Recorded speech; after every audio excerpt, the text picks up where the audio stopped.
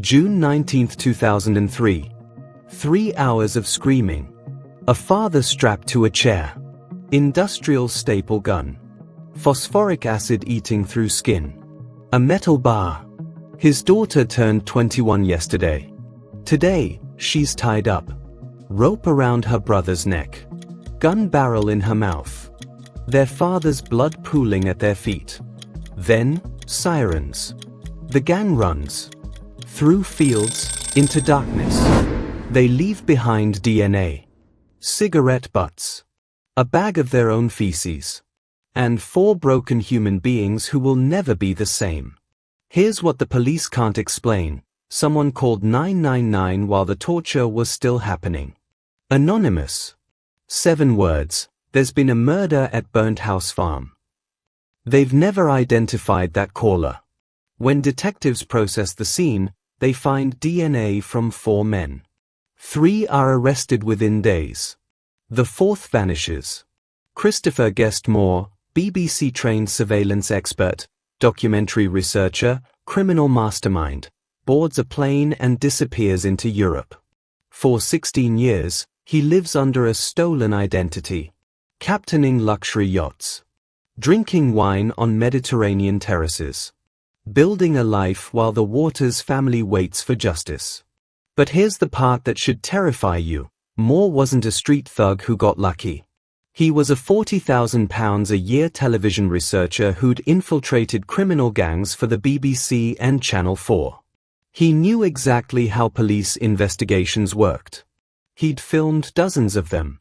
And when he decided to stop pretending and start participating, when he and his cousin used their surveillance training to plan this torture operation, nobody at the BBC saw it coming.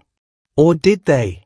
And Raven, known in the criminal underworld as the Milkman because he always delivered results, became the muscle in a murder plot that would shock even hardened detectives.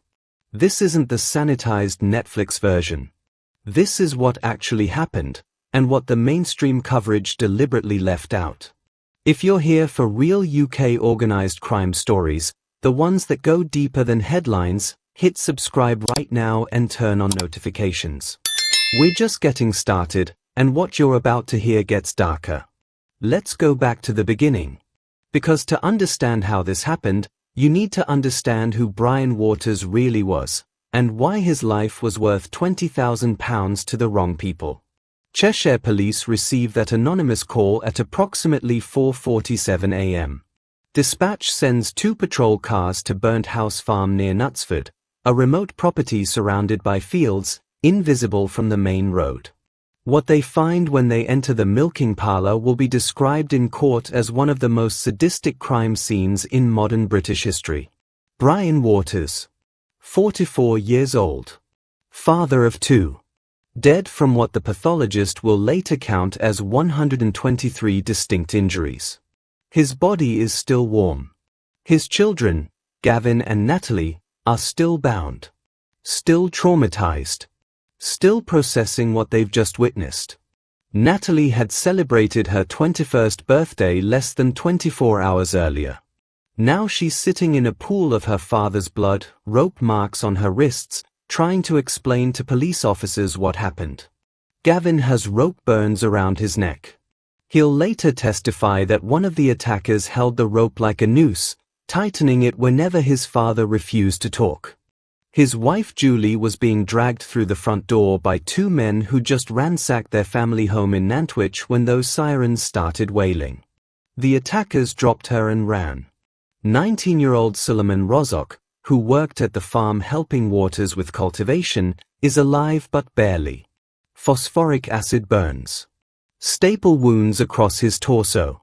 Fractured ribs from being beaten while suspended upside down in a water butt. The crime scene is chaos. DNA evidence everywhere. Cigarette butts ground into the floor. Empty beer bottles.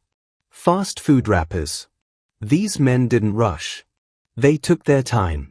And in their panic to escape, they left behind something that would haunt them, a plastic bag containing human feces. One of the gang members had defecated during the torture session and couldn't find a bathroom. Detective Inspector Kate Tomlinson, who would lead the investigation for nearly 2 decades, later said the Waters family remained very insular and haven't been able to move on with their lives. They have remained very scared to this day because somebody's been outstanding for the murder of their husband and father. Someone was out there, watching, waiting, and the family knew it. Who was Brian Waters? Let's be brutally honest, Brian Waters was a cannabis farmer. He wasn't running a legitimate agricultural operation. He was growing illegal drugs at Burnt House Farm in Taberley, and he was doing it on a scale that required sophisticated equipment, grow lights, hydroponic systems, ventilation, the works. But here's what the media coverage always gets wrong. They call Waters a drug dealer or a cannabis baron as if he was running the operation. He wasn't. Cannabis cultivation in the UK in 2003 operated on a strict hierarchy. At the top, you had the financiers, organized crime figures who provided capital, connections, and protection. In the middle, you had the distributors and logistics people. At the bottom, you had the growers. Waters was at the bottom. He was essentially a contractor. Someone higher up the chain, in this case, a man named John Wilson, provided the farm, or arranged for Waters to rent it, supplied the equipment, delivered the seeds or clones, and controlled the customer base. Waters did the manual labor, tending the plants, managing the grow cycles, harvesting. In return, Waters got a cut. Not the profits, a cut. Probably 10 to 15% of the final sale value. Enough to make decent money, but nowhere near enough to build wealth. So when Waters traveled to Holland and had £20,000 confiscated by customs, money he was carrying for Wilson, it wasn't just an inconvenience. It was catastrophic. Because in that world, there's no insurance. No write-offs. Wilson lost £20,000, and someone had to pay it back. That someone was Brian Waters. The court would later hear that Waters had been forced to work off the debt, essentially, operating the farm for free while Wilson took 100% of the profits. How long had this been going on? Months? A year? The prosecution never fully established the timeline. But what we know is this: by June 2003, Wilson had decided working off the debt wasn't enough. He wanted to send a message. And he knew exactly who to call. James Raven. Age 44. BBC-trained undercover journalist. £40,000 a year salary. Worked on McIntyre Uncovered, Crooked Britain, Channel 4's Sleepers. Known in Manchester's criminal underworld as the Milkman, because he always delivered results. When the BBC hired Raven, they knew he had served 14 months in prison for a road rage attack. They knew he had a history of violence. They knew his background was murky at best. But producers convinced themselves he was reformed. They thought his criminal past made him ideal for infiltrating organized crime gangs. He could talk the talk. He knew the codes. He could get access to places legitimate journalists couldn't go. What they didn't understand, or chose not to see, was that Raven hadn't left that world behind. He'd just learned how to monetize it for television. Raven was known in the criminal community as someone who got results, and when John Wilson needed someone to orchestrate a torture session that would extract information and send a message to every other cannabis grower in the Northwest, Raven was his first call. Raven's cousin was Christopher Guest Moore, also a TV researcher, also working on undercover documentaries. Prosecutors would later describe Moore as the man who rigged up spy cameras for the BBC. Think about that skill set. Moore knew how to conduct surveillance without being detected. He knew how to gather evidence. He knew how to track targets, map their routines, identify vulnerabilities. Those skills, the ones the BBC paid him £40,000 a year to deploy against criminals, were about to be used to plan a murder.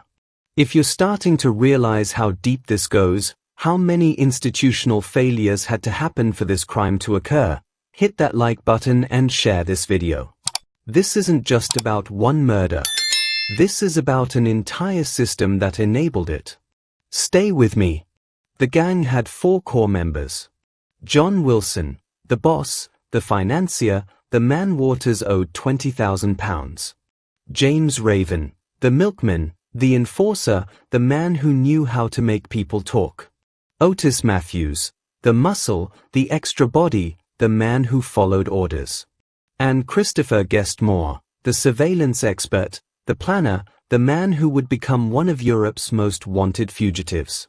On June 10, 2003, 9 days before the murder, Moore followed Gavin Waters home from Burnt House Farm. He tracked the route from Taberley to the family's house on Mainwaring Close in Nantwich. He noted what time Gavin arrived, what kind of car he drove, whether there were neighbors around, security cameras, dogs. Then he drove back and mapped out the approach roads to the farm itself. Entry points, escape routes, sight lines from the main road. His house on Burford Lane in Lymm became the staging ground. On the morning of June 19th, the gang met there. They loaded imitation firearms, metal bars, canes, rope, and duct tape into vehicles. They reviewed the plan. They knew exactly what they were going to do. What they didn't know, couldn't have predicted, was that Moore's DNA would end up scattered across that crime scene. A cigarette butt. A fingerprint on a bottle. Biological material that forensic analysts would later match with 100% certainty. That single mistake would eventually lead investigators across 2 countries and 16 years of false identities. But first, Moore would need to disappear. And he was very, very good at disappearing. The gang arrives at Burnt House Farm around 3:30 a.m. They've come prepared. This isn't a spontaneous beating. This is an organized extraction operation. Their first task, strip the farm of everything valuable. They spend nearly an hour loading dried cannabis, cultivation equipment, grow lights, ventilation fans, everything that has resale value, into a horsebox. This detail rarely makes the news, but it's crucial to understanding their motivation. This wasn't just about revenge. This was business. They parked the horsebox in a pub car park about 2 miles away. Someone will retrieve it later, after the heat dies down. The cannabis alone is worth tens of thousands of pounds wholesale. Then they wait inside the milking parlour for someone to arrive. The first person through the door is Suleiman Rozok. 19 years old. He's not part of the debt. He's just a kid who works at the farm, helping Waters with the day-to-day operations. Wrong place, wrong time. The gang doesn't care. They grab him immediately. Tie his hands. Hoist him upside down by his ankles and suspend him over a water butt, one of those large plastic containers used for irrigation. Then they start dunking him. Head underwater. Pull him up gasping. Push him back down. Over and over. When drowning doesn't produce the information they want, where's Waters? Where's the money? They start beating him with canes. Metal bars across his back. His ribs. His legs. Then someone pulls out an industrial staple gun. They drive staples into his flesh. His arms. His torso. Like they're attaching fabric to a frame. And then, because simple brutality isn't enough, they pour phosphoric acid on him. Phosphoric acid is a caustic chemical used in hydroponic cannabis cultivation to adjust the pH of nutrient solutions. It's corrosive. It burns through organic tissue. The court would later hear that Rozok's injuries included 2nd and 3rd degree chemical burns, charred skin, fractures to his ribs and collarbone, and melted candle wax. They dripped hot wax on his burns to intensify the pain, fused to his wounds. Suleiman Rozok survives only because Brian Waters arrives. And when Waters walks through that door, the gang's attention shifts entirely. What happens next is almost unwatchable, even in sanitized courtroom testimony. I'm going to give you the facts as they appeared in the trial record because they are a matter of public record and because minimizing what happened dishonors Brian Waters' memory. But I'm not going to sensationalize this. Brian Waters was a human being. He was a father. He was someone's husband. And what was done to him was beyond comprehension. The gang ties Waters to a chair in the center of the milking parlor. They demand to know where the money is. Where's the cash? Where are the valuables? Who else is involved in the operation? Waters, whether out of defiance, confusion, or because he genuinely doesn't have what they're looking for, doesn't give them what they want. So they begin. The methods mirror what they did to Rozok: suspension, water immersion, beatings with metal bars. But they escalate. Industrial staple gun wounds across his torso. Phosphoric acid poured on his skin. Canes across his back, his legs, his face. The pathologist's report, which I've read in full, describes injuries that are almost medieval in their brutality. Fractures to the ribs. Fractures to the sternum. Soft tissue damage so extensive that the medical examiner testified Waters would have been in unimaginable pain even before the worst of it began. The court heard testimony that a metal bar was forced into Waters' rectum. The medical examiner said this would have caused immense pain and contributed to massive internal trauma. This goes on for 3 hours. 3 hours of torture. 3 hours of a human being begging for his life. 3 hours of James Raven, BBC-trained journalist, £40,000 a year professional, orchestrating systematic brutality. By the time Gavin and Natalie Waters arrive at the farm around 7 a.m., their father is barely conscious. Gavin and Natalie Waters walk into a nightmare that will define the rest of their lives. Their father is slumped in a chair, blood everywhere, his body broken. The smell of burned flesh. Strange men with weapons. The gang doesn't let them leave. They tie Gavin's hands. They put a rope around his neck, a makeshift noose, and hold the other end. Every time Gavin tries to speak, they pull it tighter. Natalie gets an imitation firearm shoved in her mouth. Barrel pressed against her teeth. One of the gang members tells her if she screams, he'll pull the trigger. They are positioned so they can't look away. Can't close their eyes. Can't block out what's happening. And the torture continues. Think about what that does to a person psychologically. Yesterday was your 21st birthday. You had cake. You celebrated. You were planning your future. Today, you're watching your father die. And you can't do anything to stop it. The Waters family would later say in a victim impact statement that they have flashbacks and nightmares every single day. That they can't sleep. That they hear their father's screams. 18 years after that morning, they still hear those screams. While the torture is happening at the farm, 2 members of the gang, most likely Otis Matthews and one unidentified accomplice, drive to the Waters family home on Mainwaring Close in Nantwich. They break in around 6:45 a.m. Julie Waters is getting ready for work. She hears the smash of glass, sees 2 men in balaclavas. They ransack the house. Tearing through drawers, closets, safes. Looking for cash. Jewelry. Anything that might offset Wilson's £20,000 debt.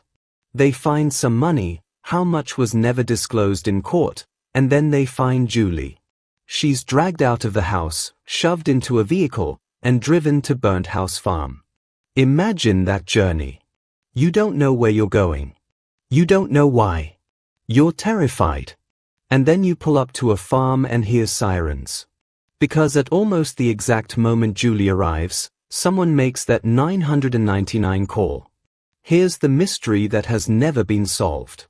At approximately 4:47 a.m. on June 19, 2003, Cheshire police receive a call from a public phone box near the farm. Male voice. Calm. 7 words. There's been a murder at Burnt House Farm. Then he hangs up.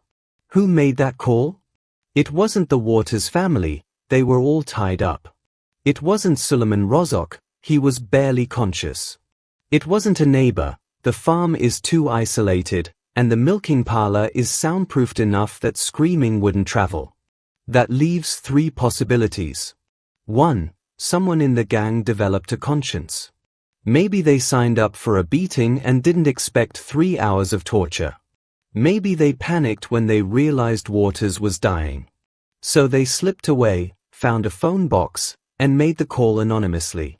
2. There was a 5th person involved, a lookout or driver, who wasn't comfortable with how far things had gone and called for help.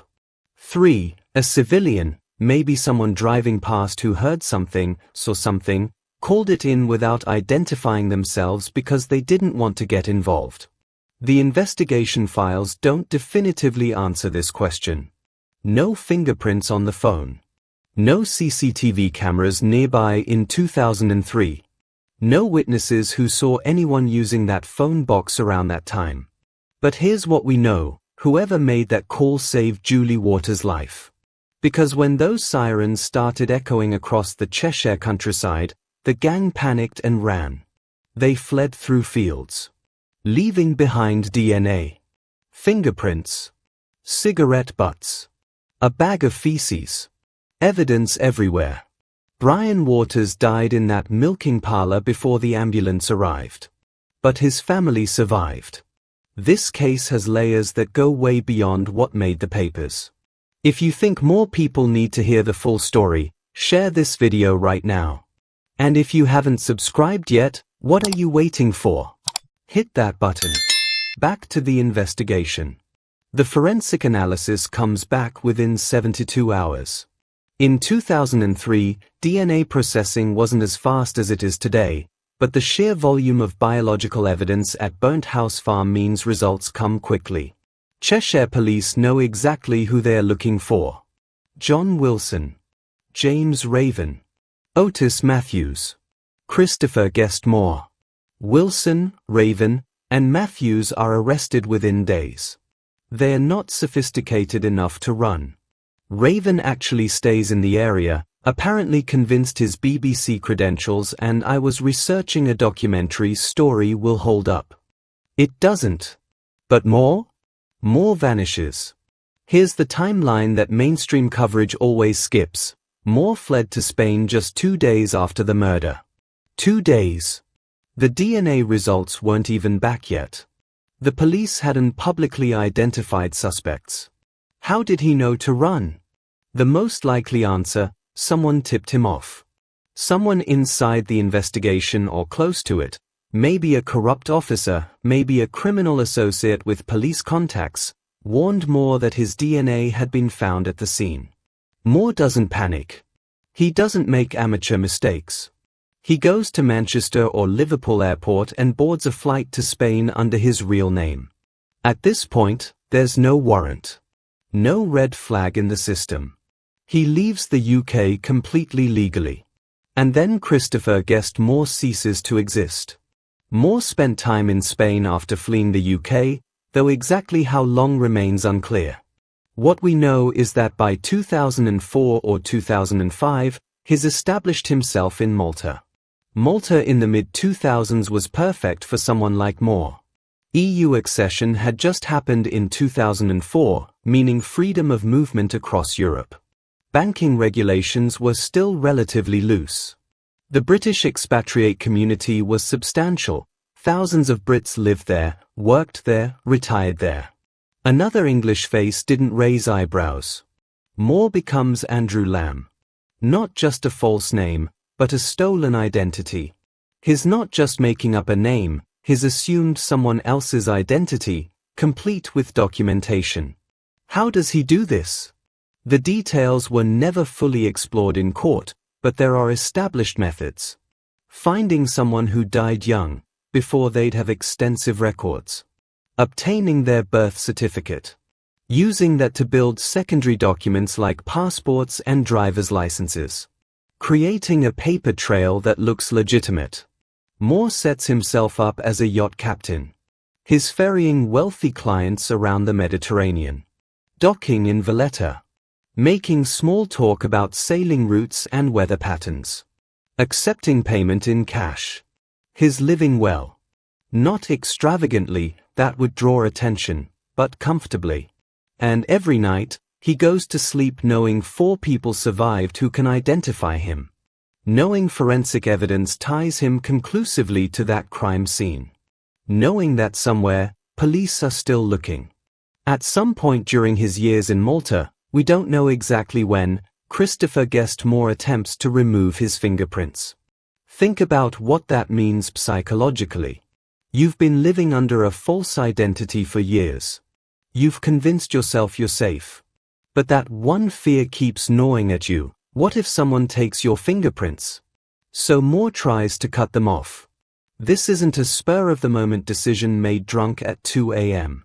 This is premeditated identity destruction. He researches methods. He plans it out.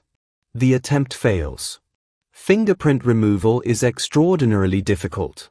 Even if you damage the surface layer, the epidermis, the dermal ridges beneath regenerate in the same pattern. Criminals have tried everything over the decades: sandpaper, acid, scalpels, even skin grafts. Nothing works permanently. But Moore's attempt leaves scarring. Unusual patterns. Exactly the kind of anomaly that forensic analysts notice. When Maltese police eventually arrest him in 2019, his defense team argues the fingerprints aren't conclusive because of the damage. The court orders a second analysis. That second analysis confirms what investigators already knew: Christopher guessed Moore and Andrew Lamb are the same person. In August 2004, John Wilson and James Raven stand trial at Chester Crown Court. The evidence is overwhelming. DNA at the crime scene. Witness testimony from Gavin, Natalie, and Julie Waters. Witness testimony from Suleiman Rozok. Forensic analysis of weapons, chemical burns, injuries. Phone records placing them in the area. Financial records showing Wilson's cannabis operation and Waters' debt. Both men are convicted of murder and conspiracy to cause grievous bodily harm. They receive life sentences with minimum terms of 24 years. During the trial, Raven offers a defense that the jury finds insulting. He claims he was researching a documentary called Reefer Madness. He tells the court he'd infiltrated Wilson's gang as part of an undercover investigation into cannabis growers. He was gathering evidence. He was going to expose them. The jury deliberates for less than a day before returning guilty verdicts. Christopher guessed Moore's name comes up repeatedly during testimony. Witnesses place him at the scene. His DNA is everywhere. But he's not in the dock. He's somewhere in Europe, already living as Andrew Lamb. Otis Matthews' legal journey takes longer. His first trial ends with a hung jury. They can't reach a unanimous verdict. The second trial results in a mistrial due to procedural issues. It's not until October 2007, more than 4 years after the murder, that Matthews is finally convicted at a third trial. The delays speak to the complexity of the case. Multiple defendants with overlapping testimonies. A crime scene so horrific that jurors struggle to process it. Defense attorneys arguing about who did what and when. But eventually, justice catches up with Matthews too. Another life sentence. 3 down. 1 still missing. For the Waters family, the conviction of Wilson, Raven, and Matthews brings no closure. Because they know there's a fourth man out there. They know Christopher guessed Moore planned the operation. Conducted the surveillance. Was present during the torture. And they know he's living freely somewhere while they can't sleep at night. Detective Inspector Kate Tomlinson, who led the investigation from day one, said the family remained very insular and haven't been able to move on with their lives. They have remained very scared to this day because somebody's been outstanding for the murder of their husband and father. They couldn't move house. What if Moore came looking for them? They couldn't travel freely. What if he was watching? They couldn't feel safe in their own home. What if 16 years wasn't long enough for him to forget? Every anniversary. Every birthday. Every Christmas, the shadow of Christopher Guest Moore hung over their lives. In 2019, Moore was added to Europe's most wanted list, bringing renewed international attention to the case. The family dared to hope. And then, after 16 years of waiting, they got the call they'd been praying for. In early 2019, Cheshire police receive intelligence that changes everything. The source of that intelligence remains classified. It could have been an informant in the criminal community, a tip from someone in Malta who recognized Moore, intelligence sharing from another European law enforcement agency, financial tracking that flagged suspicious activity. But the result is clear: Christopher Guest Moore is living in Malta under the name Andrew Lamb. The National Crime Agency coordinates with Maltese authorities. A covert surveillance operation begins. British officers travel to Malta but stay in the background. This is Maltese jurisdiction, so local police will execute the warrant. For several days, they watch him, document his movements, confirm his identity, build an airtight case for extradition. On the evening of Thursday, June 6, 2019, armed officers from the Malta police force move in on an address in the Swiki area, a quiet residential neighborhood north of Valletta. Moore is arrested on a European arrest warrant. He doesn't resist. Why would he? After 16 years of freedom, he probably thought he'd gotten away with it. He's taken to a holding facility. Fingerprints are taken, those damaged, scarred prints that he tried so hard to destroy. DNA samples are collected. Extradition proceedings begin immediately. Moore appears in court in Valletta that Saturday, looking shocked that his carefully constructed life as Andrew Lamb has collapsed in a matter of hours. He's remanded in custody pending the extradition hearing. Moore fights extradition for nearly a year. His legal team argues: identity issues, you can't prove Andrew Lamb is Christopher Guest Moore. Human rights concerns, he's been living in Malta peacefully for years. Procedural irregularities, the European arrest warrant wasn't properly executed. Time elapsed, too much time has passed for a fair trial. Every legal avenue available, they pursue. The Maltese courts aren't buying it. The Court of Criminal Appeal, presided by Justice Aaron Bujija, ultimately orders the extradition to proceed after a 3-hour sitting. On March 29, 2020, during the early days of the COVID-19 pandemic, Christopher Guest Moore is extradited to the UK on a special flight. The operation involves the Malta Police Force and the Correctional Services Agency under strict security measures. He lands at a British airport and is immediately transported to a high-security facility to await trial. The Waters family finally has their answer: he's coming home to face justice. The first trial begins in March 2021 at Chester Crown Court, the same courtroom where Wilson and Raven were convicted 17 years earlier. But it collapses. Legal arguments.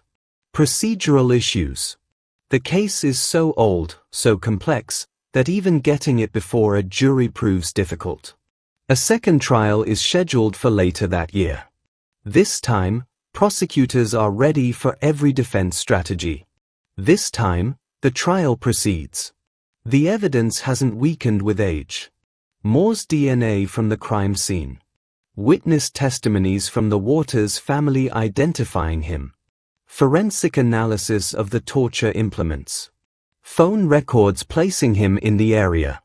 Surveillance footage from June 10 showing him following Gavin Waters.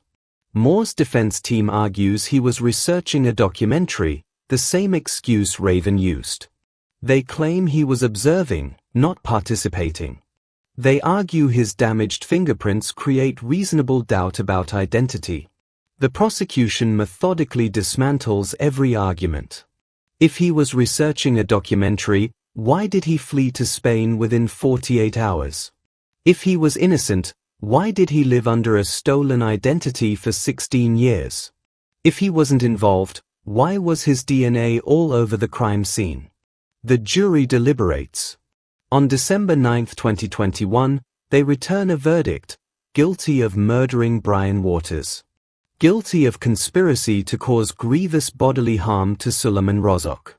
The vote was 10-2. Not unanimous, but a majority verdict under British law. 2 jurors couldn't bring themselves to convict, whether out of reasonable doubt or sympathy for the passage of time, we'll never know. But 10 could. And that's all that matters. Christopher Guest Moore is sentenced to life imprisonment with a minimum term of 24 years.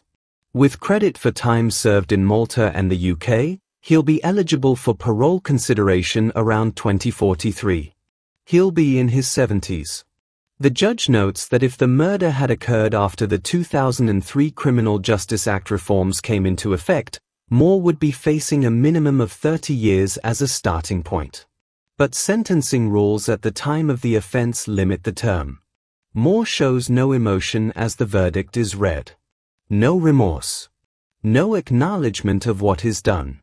The Waters family, who've waited 18 years for this moment, watch from the public gallery. They don't celebrate. How can you celebrate when your father is still dead? When the nightmares still come every night? But they have closure. Finally. Detective Inspector Kate Tomlinson, who'd spent nearly 2 decades hunting Moore, says the conviction brings some peace to the Waters family, who have shown incredible strength and dignity throughout this ordeal. In a statement released after the conviction, the Waters family said they never gave up hope. 18 years of hoping. 18 years of watching every news report about fugitives being captured and wondering if today would be the day. 18 years of living in fear that Moore might come back to silence them. Julie Waters said memories of what happened still flash into her head every single day. She can't escape it. Can't move on. The trauma is permanent. Gavin and Natalie, now in their 40s, have built lives as best they can. But they've never fully recovered. How could they? If you've made it this far, you understand why this story needed to be told properly. Subscribe if you haven't already, because we're covering another case next week that the mainstream media completely misrepresented.